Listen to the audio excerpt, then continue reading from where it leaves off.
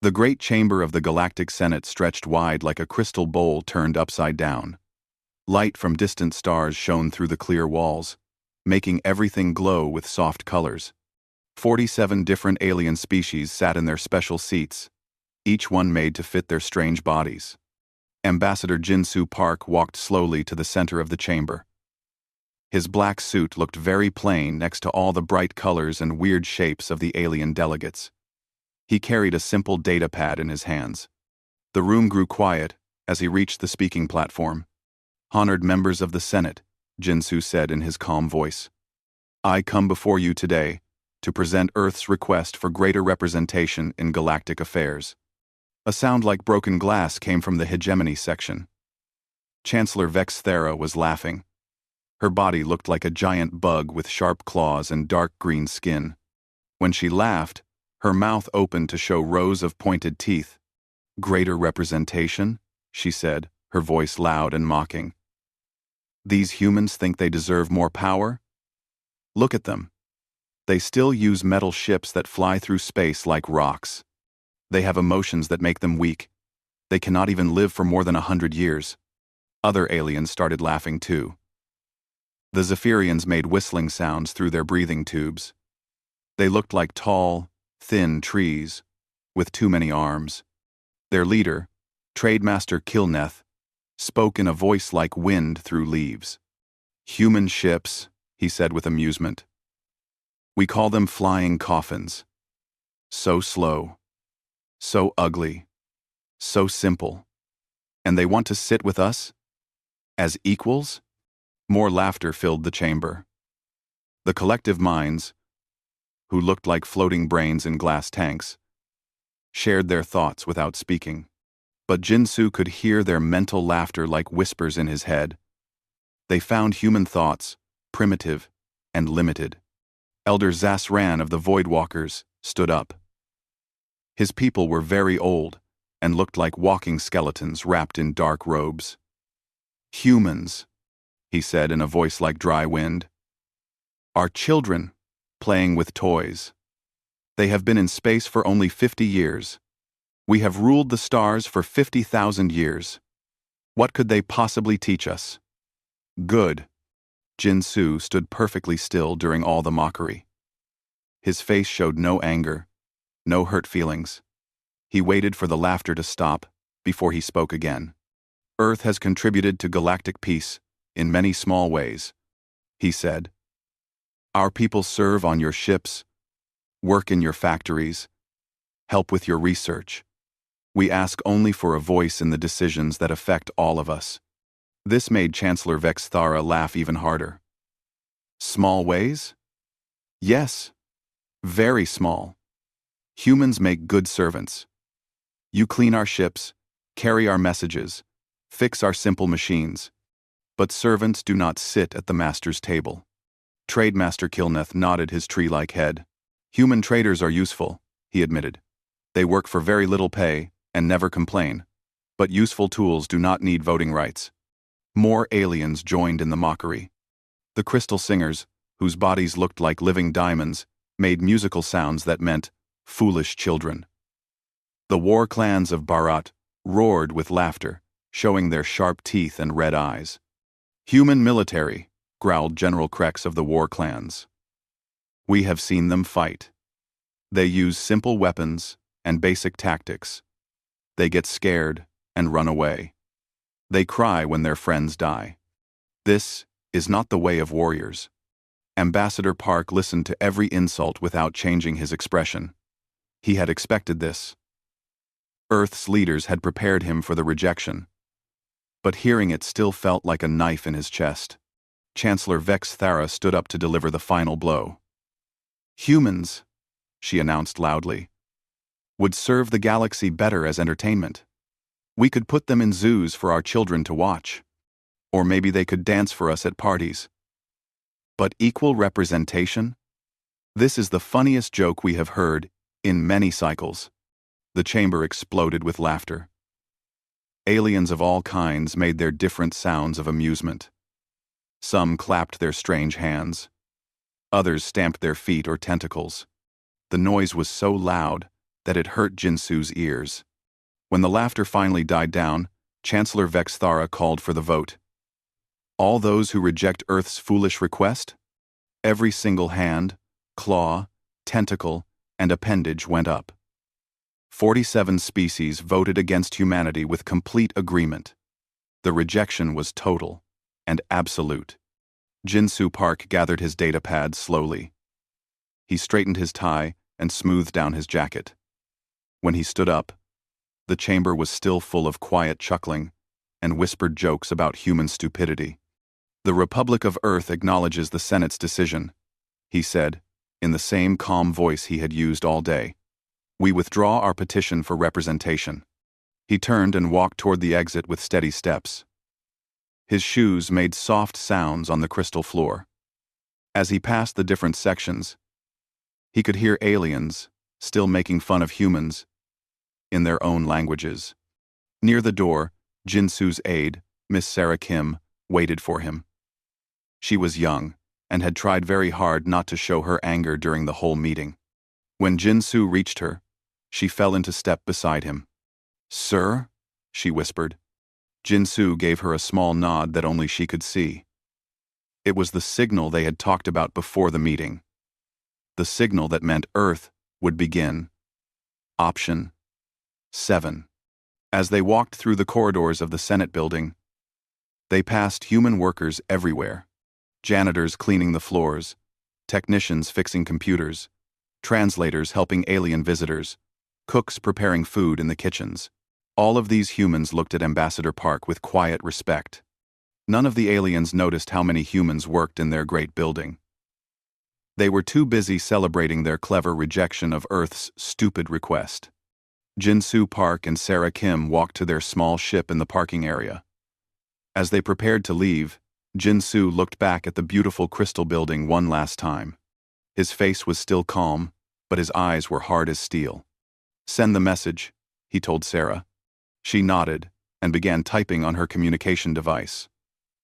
The message was just 3 words, but it would change everything. Begin silent departure. Behind them, the Senate building glowed in the starlight, full of aliens who had no idea what they had just done to themselves. Captain Elena Vasquez stood on the bridge of her cargo ship, the Madrid Express, looking out at the busy docking bays of Nexus Prime. The huge space station was like a metal city floating in space, with thousands of ships coming and going every day. She had been bringing trade goods here for 15 years. Her communication screen beeped with an incoming message. The Earth Command seal appeared, which meant this was very important. Elena opened the message and read it quickly. Her face grew serious as she understood what it meant. Operation Silent Departure, she read out loud. All human vessels are ordered to return to Earth space immediately. No exceptions, no delays. Begin departure within 6 hours. Elena looked around her bridge at her crew. They were all humans who had worked together for many years. They could see from her face that something big was happening. "What is it, Captain?" asked her first officer, Tom Rodriguez. "We're going home," Elena said simply. "All of us. Right now." She picked up her ship's communication device and sent messages to all the other human ships docked at Nexus Prime. There were 43 of them, from small courier ships to giant cargo haulers. Within an hour, every human captain had received the same orders. At Docking Bay 7, Captain Yuki Tanaka prepared her research vessel for departure. She had been bringing science equipment and supplies to alien research stations for 8 years. Now she was deleting all her route data and customer files. "But Captain," said her alien docking supervisor, a blue-skinned Aquarian named Blubtel, "you have scheduled deliveries for the next 6 months. The research stations need their supplies." "There have been policy changes," Yuki said politely. "Earth Command has new priorities." Blubtel looked confused. "What kind of policy changes? When will you be back?" Yuki just smiled and said, "I don't know." Across the station, similar scenes played out everywhere humans worked. At the main control center, Traffic Coordinator Lee Min-jun finished his shift and handed his access cards to his replacement, a six-armed hexapod named Clicktar. These cards control the main shipping lanes, Lee explained. The red button stops all traffic if there's an emergency. The yellow button reroutes ships around accidents. The system updates every 15 minutes, so watch the displays carefully. Clicktar took the cards with his many hands. But Lee, you will be here tomorrow to help me learn. Yes? No, Lee said. I won't be here tomorrow. In the maintenance sections deep inside Nexus Prime, human technicians quietly packed their tools. For 20 years, they had fixed problems that no one else could solve. They knew how to make different alien technologies work together. They could repair systems that didn't have repair manuals. Chief Engineer Maria Santos handed her equipment to her alien assistant, a rock-like being called Stoneheart. These diagnostic tools can find problems in any system, Maria explained. But you need to know how to read the displays. Sometimes the real problem is not what the screen shows. Stoneheart's rough face looked worried. This is very complicated, Maria. Can you write instructions? Rum. Ago. Ago. Rum. Rum. Ago. Ago. Ago. Ago. Ago. Ago. There aren't instructions for everything, Maria said. Sometimes, you just have to feel what's wrong. On the military side of the station, General Chen Liu was meeting with hegemony commanders who had come to Nexus Prime for war planning. They had worked together for many years, preparing defenses against space pirates and hostile aliens. General Chen, said Commander Vexmore, a smaller version of Chancellor Vex Thara, our next training exercise is in 3 days. Your human advisors always make our tactics much better. I'm afraid we won't be available for the exercise, General Chen said calmly. All human military personnel are being reassigned. Commander Vexmore's insect-like face looked confused. Reassigned? But our alliance agreements require human military support. Our agreements are being reviewed, General Chen replied. Earth is focusing on internal defense priorities. In the diplomatic quarter, Ambassador Park's message had already reached every human in the station. Translators, cultural advisors, and negotiators all received their recall orders. Within hours, they would be gone. Dr. James Park, no relation to the ambassador, was one of the station's most important translators. He could speak 47 different alien languages and understood the cultural meanings behind their words. Many important trade deals had been made possible by his work. Dr. Park, said Trade Coordinator Zilchuan, a tall gray alien with no eyes. The Zephyrian delegation arrives tomorrow. They only trust human translators for their biggest contracts. I'm afraid I won't be available, Dr. Park said, as he packed his reference books. Earth has new policies about diplomatic assignments. But the contracts are worth billions of credits, Zilchuan said, his voice rising with panic. Without proper translation, the deals will fail. Dr. Park just nodded politely and continued packing. As the hours passed, the departure became obvious to everyone on the station. Human ships undocked in perfect order, their engines making soft blue flames as they flew away into space.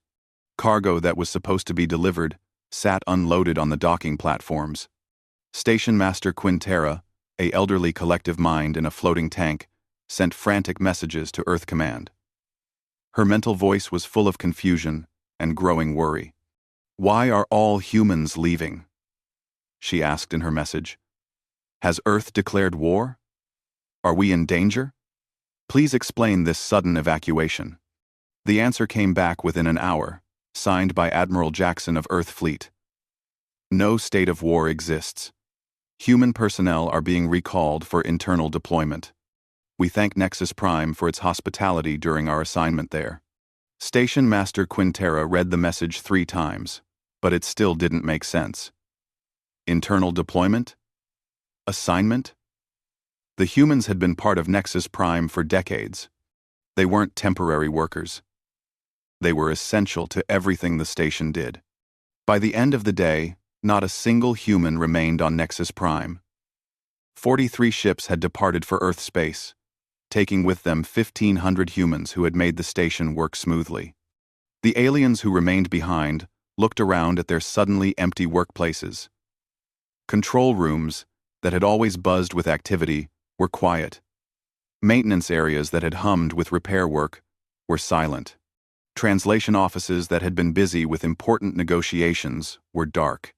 Trademaster Kilneth stood in his empty trade center, surrounded by unfinished contracts and confused alien merchants. For the first time in his long life, he felt a strange emotion that his people called unease. "Where did they all go?" he asked his assistant. "Home," came the simple answer. But as the first day without humans ended, Quintera and the other station leaders still believed this was temporary. The humans would come back soon. They had to come back. After all, who else would keep Nexus Prime running? 2 months had passed since the humans left, and strange things were happening all across the galaxy. At first, the alien leaders called them small problems or temporary difficulties. But the problems were getting bigger every day. Station Master Quintera floated in her tank above the main control room of Nexus Prime, watching her staff struggle with tasks that used to be simple. Her mental voice was full of stress as she tried to coordinate the day's shipping traffic. "No, no. You cannot send the hegemony convoy through Lane 7 at the same time as the Zephyrian trade fleet. They will crash into each other. Ever." Kliktar looked at his 6-armed hands in confusion. The control screen showed 15 different shipping lanes, with hundreds of ships trying to move through them. Before, when human Li Minjun worked here, the traffic flowed like a smooth river. "But Station Master," Kliktar said, "the computer says both lanes are clear. The computer doesn't understand that hegemony ships turn left when they want to turn right." Quintera replied with mental exhaustion. Lee always knew these things. He said it was because he watched the ships and learned their habits. On the cargo docks, things were even worse. Without human coordinators, shipments were arriving at the wrong places or getting lost completely. Yesterday, a cargo ship full of medical supplies had been sent to a mining station that needed food. A shipment of entertainment systems had been delivered to a hospital. Supervisor Blubtel stood next to a pile of boxes that had been sitting on the dock for 3 weeks. The labels were written in 7 different alien languages, but no one could figure out where they were supposed to go. When Captain Yuki was here, Blubtel said to his assistant, she would look at any shipment and know exactly where it belonged. She said humans were good at seeing patterns that computers missed. The maintenance problems were the worst of all. Nexus Prime was built with technology from many different worlds, and making it all work together was very complicated. The human technicians had somehow known how to fix anything that broke. Chief Maintenance Officer Stoneheart stood in front of a broken air recycling system, holding tools that he wasn't sure how to use. The system was made by the Crystalline builders, but it had been modified by Zephyrian engineers and maintained by human Maria Santos for 15 years. Maria always said the real problem was never what the computer showed, Stoneheart said to himself. But how do I feel? What's wrong with a machine? Without proper maintenance, other systems started breaking down. The lights flickered. The gravity generators made strange sounds. The communication systems delivered messages to the wrong people. Meanwhile, far across the galaxy on the military world of Kethmar, the hegemony was having their own problems. General Vex Keth stood in the command center, watching his finest pilots crash into each other during what should have been a simple training exercise. How did this happen? He demanded of his flight coordinator. Sir, the coordinator replied nervously. The pilots followed their standard attack patterns exactly as trained. Then why did Squadron 7 fly directly into Squadron 12? Because the attack patterns don't account for what the enemy might do, the coordinator admitted. Human General Chen always told us what the patterns would look like to an enemy. He helped us think like our opponents. General Vex Keth realized with growing horror that his military had been depending on human advisors to do something they called creative thinking. Without humans to point out problems, the hegemony forces were following rigid training that any smart enemy could predict and defeat. On the research stations scattered throughout the galaxy, scientific work had come to a complete stop. Dr. Zilmoth, the head researcher at Quantum Lab 7, stared at experimental data that made no sense to him. "The quantum resonance patterns are all wrong," he complained to his assistant. "But the equipment is working perfectly." "Sir," his assistant suggested, "perhaps we should contact Dr. Yuki's research team for advice." "Dr. Yuki and her humans are gone, Doctor," Zilmoth replied sadly. "And with them went something they called intuitive analysis.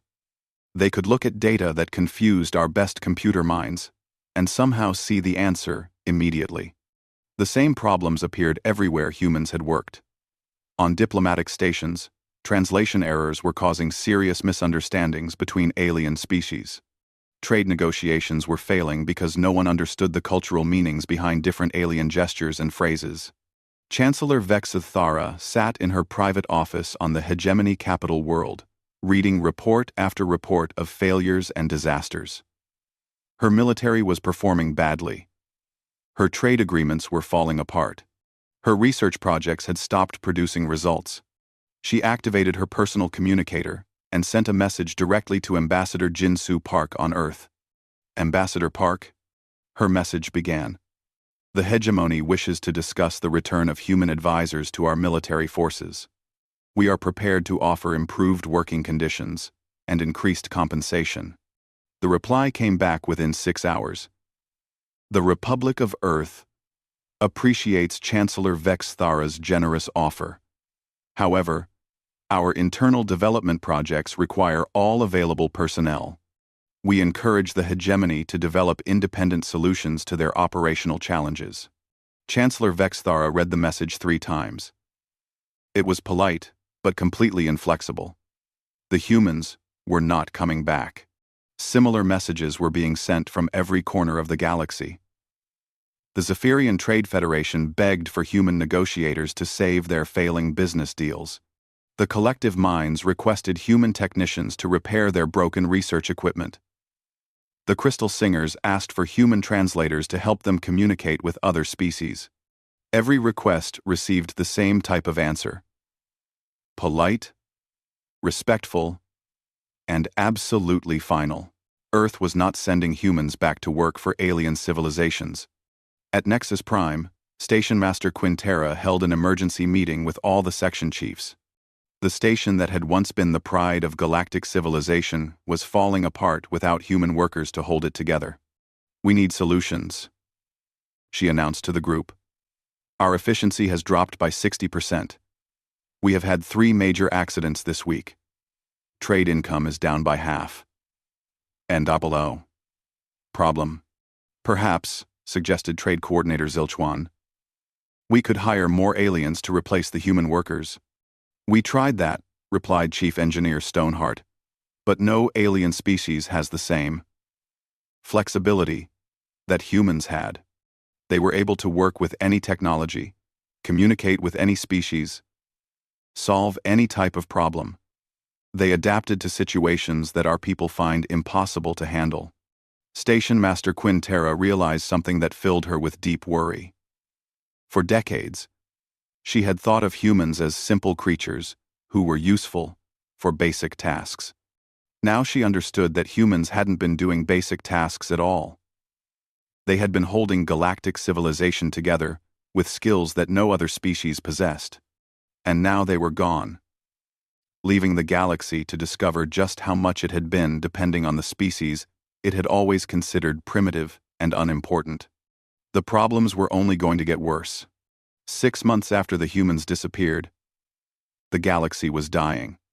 What had started as small problems had become a disaster that threatened every civilization in known space. Commander Park Min-jun stood on the bridge of the battlecruiser Soul's Pride, watching the emergency communications flooding in from across the galaxy. Earth's defensive fleet stayed at the edge of human space, protecting their worlds while the alien civilizations collapsed around them. "Sir," reported Communications Officer Lisa Chen, "we're receiving 47 different distress calls. The Zephyrian Trade Federation is asking for immediate assistance with economic collapse. The hegemony reports complete military failure against pirate raids. The collective minds are begging for help with their broken research stations." Commander Park nodded grimly. Earth's intelligence networks were still watching everything that happened in alien space. The reports they received daily painted a picture of total civilizational breakdown. On the former trade world of Nexus Prime, Station Master Quintera had given up trying to manage normal operations. The great station that once handled thousands of ships per day now struggled to process a few dozen. Half of the docking bays had been damaged in accidents that human coordinators would have prevented. "Status report," Quintera asked her exhausted staff during their morning meeting. Trade Coordinator Zilchuan looked at his notes with despair. "Yesterday we lost another major shipping contract. The Andromedan Mining Consortium says they can't trust us to deliver their ore shipments safely. That's the 15th major client we've lost this month." Chief Engineer Stoneheart was even more worried. "The main power grid is failing. Without human technicians to balance the energy loads between different alien systems, we're getting power surges that damage equipment. The backup generators are breaking down faster than we can repair them." Generators 117. Generators powers. Generators. "How long before complete station failure?" Quintera asked. "Maybe 3 months," Stoneheart replied quietly. "Maybe less." The situation was even worse in hegemony space. Chancellor Vexthara's once mighty military had become the laughingstock of the galaxy. Pirates who used to fear hegemony warships now attacked them openly, knowing that without human tactical advisors, the great ships were helpless. General Vex Keth stood in the ruins of Forward Base Theta, which had been completely destroyed by a small pirate fleet using old, damaged ships. His own forces had outnumbered the pirates 10-1, but they had lost anyway. "How?" he asked his surviving officers. "How did 50 pirate ships destroy a base defended by 500 of our best fighters?" Flight Commander Z. Zachnell looked ashamed. "Sir, the pirates used what humans called creative tactics. They pretended to retreat, then attacked from an unexpected direction. Our training never prepared us for enemies who don't follow standard battle patterns." "And what did our computers recommend?" Vex Keth asked. "Standard Defensive Formation 7, Zachnell replied. "The same formation that humans always warned us was too predictable." Similar disasters were happening throughout hegemony territory. Military bases fell to forces they should have easily defeated. Patrol ships were captured by smugglers using tricks that human advisors would have seen coming immediately. The research stations were facing their own catastrophe. Dr. Zilmoth floated in his laboratory on Research Platform 9, staring at experiments that had been running for months without producing any useful results. "Computer," he said to his artificial intelligence system, "analyze the quantum resonance data from experiment series 447. "Analysis complete," the computer replied. "All measurements are within normal parameters. No anomalies detected." Dr. Zilmoth wanted to scream. The human researchers who used to work with him would have looked at the same data and immediately spotted problems that the computers missed. They called it intuitive analysis, the ability to see patterns that didn't show up in normal measurements. Dr. Yuki would have solved this in 5 minutes, he said to his empty laboratory. The economic collapse was spreading faster than anyone had expected. The Zephyrian Trade Federation, which had once controlled 30% of galactic commerce, was losing trade agreements every day. Trademaster Kilneth sat in his office surrounded by failed contracts and angry communications from customers. His people were the galaxy's natural traders. But they had always depended on humans to handle the difficult negotiations with other species. The collective mines have canceled their mining equipment order, his assistant reported. They say, our negotiator insulted their cultural protocols during the contract meeting. How? Keelneth asked. He used the wrong tone of mental respect when discussing payment terms. Keelneth put his tree-like head in his hands. Human negotiators had always handled the cultural details that made trades possible between different species. They somehow understood what would offend each alien race and what would make them comfortable. The most serious crisis was happening at the galactic level. The Senate itself was falling apart without human translators, mediators, and administrators. 3 separate wars had started between former allies, and the remaining senators couldn't agree on how to stop them. Senator Crixidal of the War Clans stood in the emergency session, shouting at Senator Mothara of the Crystal Singers in his native battle language. Senator Mothara sang back angry musical phrases that hurt Crixtal's ears. Without human translators, they couldn't understand each other's words. Without human mediators, they couldn't find common ground between their different ways of thinking. The Senate meetings had become chaos. Chancellor Vex Thera finally swallowed her pride and sent a personal message to Earth's President Maria Santos. The message was not a request or a demand. It was pure desperation. President Santos, the message began, the Galactic Senate formally acknowledges that we made a serious error in judgment regarding humanity's capabilities. We beg Earth to consider returning to galactic affairs before our civilizations collapse completely. We are prepared to offer any terms, any compensation, any concessions that Earth requires. The response came back within 24 hours, signed by President Santos herself. The Republic of Earth appreciates the Senate's communication. Earth's leadership is currently reviewing our long-term policies regarding galactic involvement. Any future cooperation will require substantial changes to the existing galactic governance structure. We suggest the Senate consider what new arrangements might be acceptable to all parties. Chancellor Vex Thara read the message with a mixture of hope and terror. Earth was willing to talk, but they were demanding changes to galactic governance. That could only mean one thing. Humanity wanted power over the alien civilizations that had mocked them. As reports of collapse continued to pour in from every corner of the galaxy, one fact became clear to every alien leader. The species they had dismissed as primitive servants had actually been holding their entire civilization together. And now that civilization was dying without them. The galaxy finally understood what it had lost when the humans departed without a sound. 1 year after humanity's silent departure, the galaxy had learned the true value of the species they had mocked. While alien civilizations crumbled, Earth had grown stronger than anyone imagined possible. President Maria Santos stood in her office overlooking the beautiful spaceport of New Geneva, watching human ships arrive and depart in perfect coordination. Outside her window, the city bustled with activity as humans worked on projects that had been impossible when they were scattered across alien worlds. Madam President, said her aide, David Kim, the alien delegations have all arrived at Luna Station. They're requesting an immediate audience. Maria nodded. She had been expecting this visit for months. Every major alien civilization had sent representatives to Earth's moon, begging for help as their worlds fell apart. On Luna Station, a scene of desperate humility was taking place. The same alien leaders who had laughed at humanity 1 year ago now waited nervously in Earth's diplomatic center. Their ships were damaged and poorly maintained without human crews to keep them running. Chancellor Vex Thara sat in the waiting area, her once proud appearance now showing signs of weakness and exhaustion. Her hegemony empire was in ruins.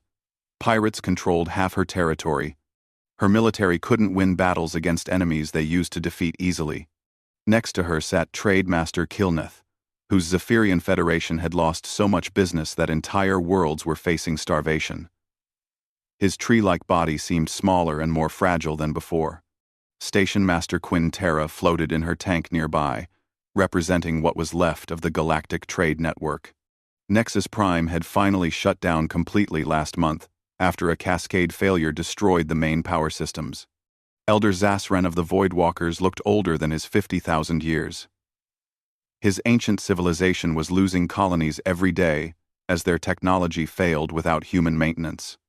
Dr. Zilmoth represented the research stations, most of which had closed permanently.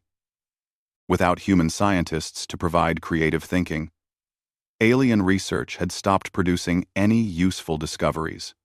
All 47 alien species had sent their most important leaders to Earth.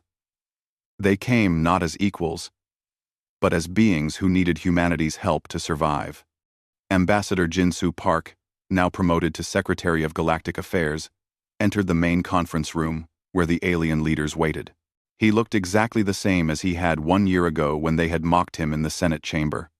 "Welcome to Luna Station," Jinsu said in the same calm voice he had used before. "President Santos will join us shortly to discuss the galaxy's current situation." Chancellor Vex Thara stood up quickly, her desperation overcoming her pride. "Secretary Park," she said, "my empire is dying. Pirates attack us every day. My people are starving because our supply chains have failed. I beg you, send human advisors back to help us. The hegemony offers complete vassalage," she continued, her voice breaking. "We will serve under Earth's command. Our worlds, our ships, our armies, everything can belong to humanity, if you just help us survive." Trademaster Kilneth also stood up. "The Zephyrian Federation makes the same offer," he said. "Our entire merchant fleet, all our trade routes, our commercial knowledge, we give it all to Earth. Please, just send human traders back to save our economy." One by one, every alien leader in the room made similar offers. They offered their technology, their resources, their entire civilizations to Earth, in exchange for humanity's return to galactic affairs. The door opened and President Maria Santos entered the room. She was a small woman with gray hair and kind eyes, but every alien in the room could feel her power. Behind her walked Admiral Jackson, General Chen Lu, and other human leaders who had quietly become the most influential people in the galaxy. "Thank you all for coming," President Santos said as she took her seat at the head of the conference table. "I understand that many galactic civilizations are currently experiencing difficulties." "Difficulties," Chancellor Vex Thara said desperately. "Madam President, our civilizations are collapsing. Without human help, we will all be dead within a year." President Santos nodded seriously. "Earth has been monitoring the situation. We are deeply concerned about the humanitarian crisis affecting our galactic neighbors." She activated a holographic display that showed the current state of the galaxy. Red zones marked areas of complete governmental collapse.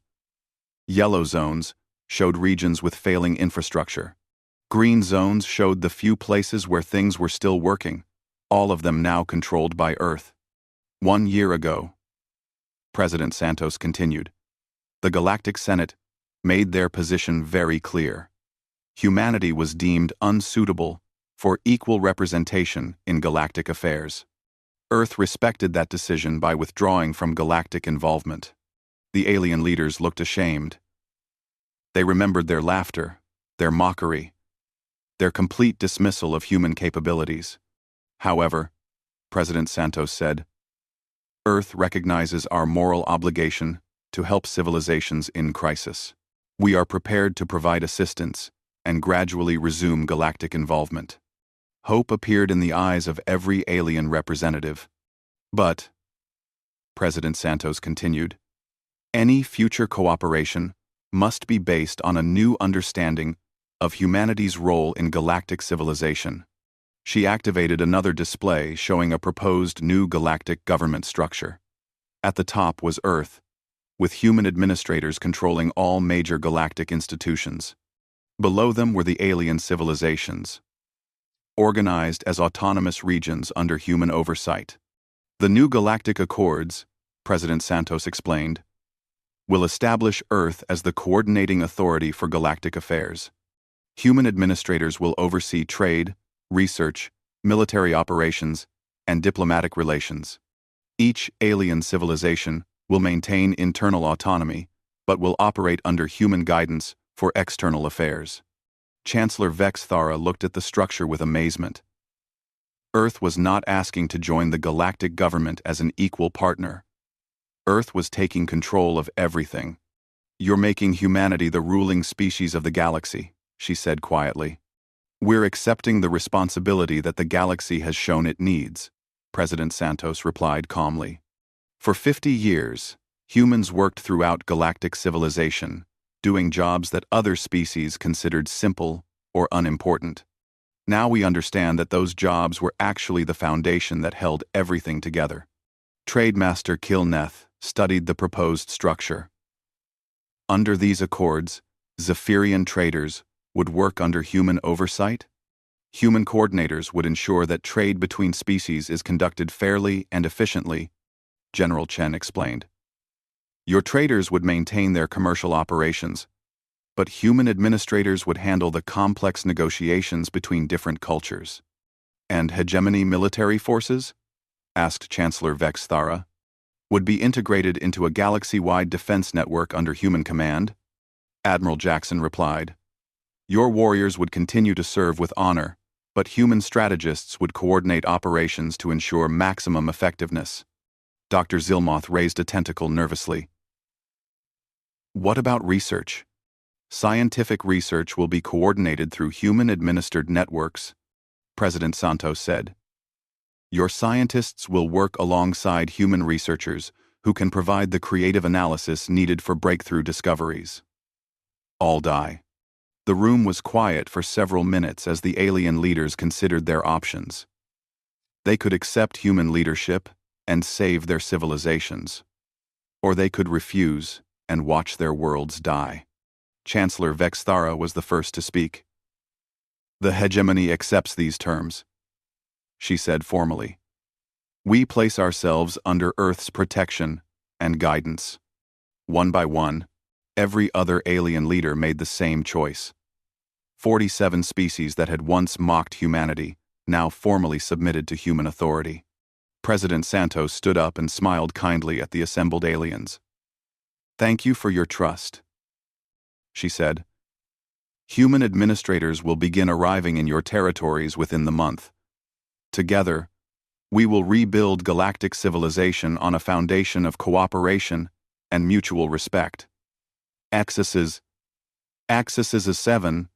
As the alien leaders filed out to return to their dying worlds, Chancellor Vex Thara stopped next to Secretary Park. 1 year ago, she said quietly, we laughed at your people. We called you primitive servants who could never be our equals. We were fools.